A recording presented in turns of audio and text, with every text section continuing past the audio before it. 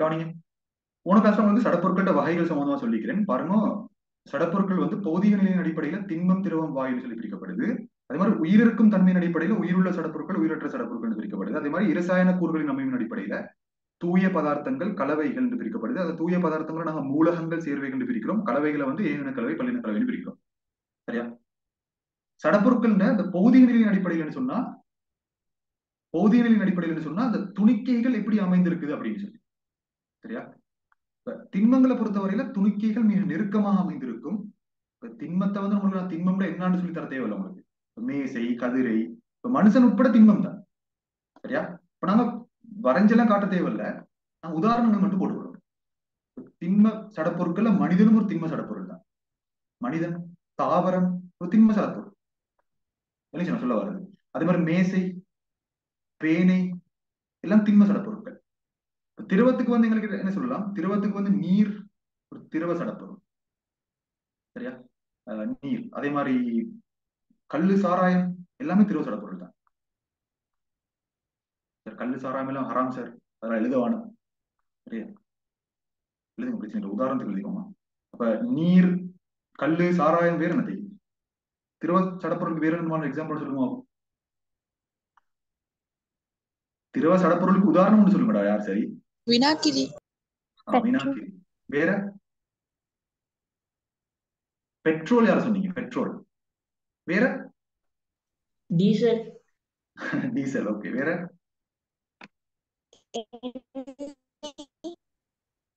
என்னதா? எண்ணெய். எண்ணெய். எண்ணெய். எண்ணெய் சொல்லலாம். இதெல்லாம் வந்து திரவ சடப்பொருட்களுக்கு. அதே மாதிரி வாயுக்களுக்கு ஆக்சிஜன் வாயு. சரியா? ஆக்சிஜன், கார்பன் டை ஆக்சைடு இதெல்லாம் சொல்லலாம். நிறைய எக்ஸாம்பிள் சொல்லிட்டு போகலாம். அதே போல உயிரிழக்கும் தன்மையின்படி பாருங்க, இந்த சடப்பொருட்கள் மனிதன் வந்து ஒரு திண்ம சடப்பொருள். சரியா? மேசையும் ஒரு திண்ம சடப்பொருள் தான். எனக்கு சொல்லுங்க பாப்போம், இந்த ரெண்டு சடப்பொருட்களையும் யாருக்கு உசுறு இருக்குது? மனுஷனுக்கா, மேசைக்கா? மனிதனுக்கு. அப்ப சடப்பொருட்களுக்கு உயிருக்கும் தன்மையின் அடிப்படை பிடிச்சோம்னு சொன்னா மனிதன் வார வந்து உயிருள்ள சடப்பொருட்களுக்கு கீழே, அதே மேச வாரது வந்து உயிரற்ற சடப்பொருட்களுக்கு கீழே. சரியா? அடுத்த நாமும் இரசாயன கூறுகளின் அமைப்பின் அடிப்படையில் உதாரணங்களை பார்த்துக்கொள்வோம். இரசாயன கூறுகளின் அடிப்படையில மூலகங்கள் சொன்னாண்டா ஒரு தனி அணுக்குத்தான் நாங்க மூலகங்கள் சொல்றோம். மூலகங்களுக்கு இன்னொரு பேர் தான் அணு. உதாரணமா சோடியம் என்று சொல்லி ஒன்றிக்கிறேன். சரியா? சோடியம் அது ஒரு மூலகம். சரியா? அதே மாதிரி குளோரின் அப்படின்னு ஒன்றிக்கிறேன். Cl சொல்றாங்க. குளோரின் அது ஒரு மூலகம். சரியா? அந்த அந்த ரெண்டு மூலகங்களையும், அதாவது சோடியம், குளோரின் தானே, இது ரெண்டையும் சேர்த்து NaCl சொல்லி ஒரு சேர்வி உருவாக்கப்படுற. ஒரு சேர்வி உருவாக்கப்படுற. ஓகே. அப்ப இது ஒரு சேர்வை. இது ஒரு சேர்வை. உங்களுக்கு தெரியுமா NaCl என்னன்னு சொல்லி? யாரு தெரியும்? Sodium chloride. Sodium chloride. Sodium chloride வந்து என்னது அப்படின்னா வர்த்தக ரீதியா நாங்க என்னத்துக்கு அந்த சோடியம் குளோரைட் யூஸ் பண்றோம்? நீரை கண்டுபிடிக்க. நீரை கண்டுபிடிக்கக்குள்ள செப்பு சல்பேட் தான் யூஸ் பண்ற, சோடியம் குளோரைட் அல்ல. சோடியம் குளோரைட் என்ன தெரியுமா? நீங்க சாப்பாடு போடுற உப்பிக்கு தானே, சாப்பாடு போடுற உப்பு தான் சோடியம் குளோரைட். சரியா? அப்ப சோடியம் வேறொரு மூலகம், குளோரின் வேறொரு மூலகம், அது ரெண்டையும் சேர்த்தாண்டா வாரது சேர்வை. சேர்வைன்னா சேர்த்து வாரது. சரியா? அது உண்டு. அப்ப சோடியம் இருக்கலாம், குளோரின் இருக்கலாம், அதெல்லாம் மூலகங்கள். சேர்வைகள்னா NaCl. இதெல்லாம் தூய பதார்த்தம் என்று சொல்லுவாங்க.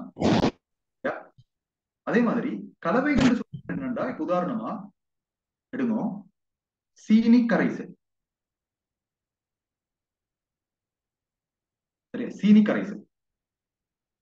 சீனி கரைசல் சொல்றது ஒரு கலவை. என்ற சீனின்றது என்ன தெரியுமா? உங்களுக்கு தெரியுமா? சீனின்றது உண்மையில நாங்க படிச்சது சுக்ரோஸ். சுக்ரோஸ் தான் சீனின்றது. நாங்க சாப்பிடுற சீனின்றது சுக்ரோஸ் தான் நாங்க சாப்பிடுறோம். அப்ப சுக்ரோஸ்ன்றது உங்களுக்கு தெரியும். என்ன சொல்லுங்க பார்ப்போம். சுக்ரோஸ்ட குறியீடு யாருக்கு தெரியும்?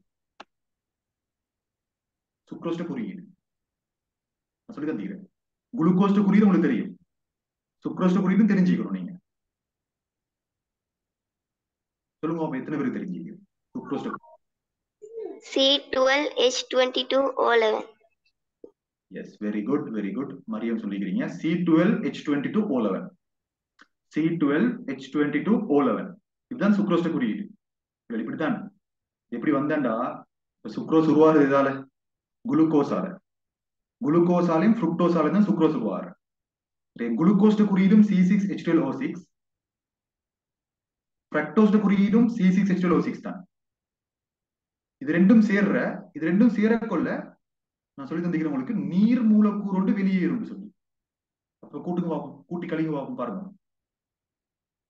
6 6 12, 12ல இருந்து ஒரு ஆக்சிஜன் போன, இப்ப நீர் போகல, நீர் வெளியேறி போற, ரெண்டும் சேர்ற, அதாவது குளுக்கோஸும் ஃப்ருக்டோஸும் சேர்ந்துட்டு நீர் வெளியேற. அப்ப குளுக்கோஸும் ஃப்ருக்டோஸும் சேரக்குள்ள 6 6 12, 12ல இருந்து 1 போனா 11, O11 வந்திருக்கு. அதே மாதிரி 12 ஐதரசனும் 12 ஐதரசனும் சேர்ந்தா 24, 12 12 24, நீர் வெளியேறி போக்குள்ள அந்த 24ல 2 ஐதரசன் போற, 24ல 2 போனா H22. அதே மாதிரி கார்பன் 6 கார்பன் போறல, இப்ப நீர் போகல, கார்பன் போறல, அப்ப 6 6 12. இப்படிதான் சுக்ரோஸை குறிட்டு வந்திருக்கிறேன், C12H22O11. சரியா? இது எழுதி கொண்டாலும் சரி, எங்க சரி பென்சிலால எங்க சரி போட்டுக்கோங்க, தெரியாதாக்கள் கேட்கல, யாரும் நிறைய பேர் சொல்லல. சரியா? ஓகே, அப்ப நாங்க அப்ப சுக்ரோஸ்ண்டா சீனிண்டா சுக்ரோஸ். அதே மாதிரி சீனில இன்னொரு விஷயம் உண்டிக்கிற நீர், இது ரெண்டையும் கலந்ததுதான் நாங்க சீனி கரைசல் சொல்றோம். நீருக்குரிய குறியீடு என்ன? H2O தானே. சரியா? அப்ப இது ரெண்டையும் கலந்து பெற்றுக்கொள்றதுதான். நீர்ன்றது ஒரு தூய பதார்த்தம், சுக்ரோஸ் இன்னொரு தூய பதார்த்தம். இப்படி 2 தூய பதார்த்தங்களை கலந்து வர்றதுதான் கலவை என்று சொல்லுவோம். சரியா? இப்ப சீனி கரைசல். அதே மாதிரி உப்பு கரைசல், சீனி கரைசல்ல உப்பும் நீரும் சேர்த்திக்கிற மாதிரி உப்பு கரைசல் என்ன சேர்த்திக்கிற? நீங்களே சொல்லுங்க. உப்பு கரைசல் என்னென்ன சேர்த்திக்கிறேன்? Sodium chloride. Sodium chloride. Sodium. சோடியமும் குளோரைட்டும். இல்ல, சோடியம் குளோரைட்டும், சோடியம் குளோரைட்ன்றது உப்பு, சோடியம் குளோரைட்டை வேற வேற சேர்க்கிறோம். Sodium chloride நீரும். சோடியம் குளோரைட்டும் நீரும். அப்ப எங்களுக்கு சும்மா சிம்பிளா சொல்லணும்னா உப்பும் நீரும் சேர்ந்தா உப்பு கரைசல். அதே மாதிரி இன்னொரு எக்ஸாம்பிள் சொல்றேன், மா கரைசல். அதுல என்ன சேர்த்தீங்க? நீங்களே சொல்லுங்களேன். மாவும் நீரும். மாவும் நீரும்.